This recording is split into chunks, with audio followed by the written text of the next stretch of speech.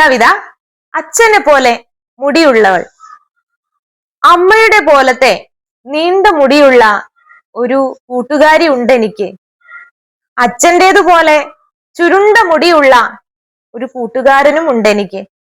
എന്നിട്ടും അച്ഛനെ പോലെ നീണ്ട മുടിയുള്ള ഒരു കൂട്ടുകാരിയെ ഞാൻ ഒരുപാട് അന്വേഷിച്ചിരുന്നു.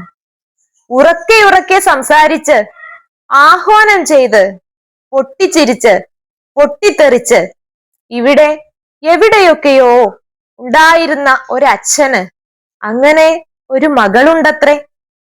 ആ അച്ഛന് നീണ്ട മുടിയുണ്ടായിരുന്നു എന്ന് വാക്കും പൊരുളും പറഞ്ഞാണ് ഞാൻ അറിഞ്ഞത്.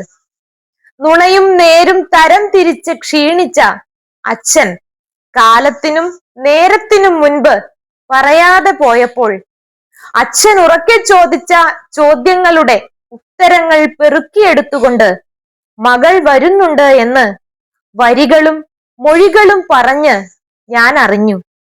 ആ മകൾക്ക് അച്ഛനെ പോലെ നീണ്ട മുടിയുണ്ടത്രേ.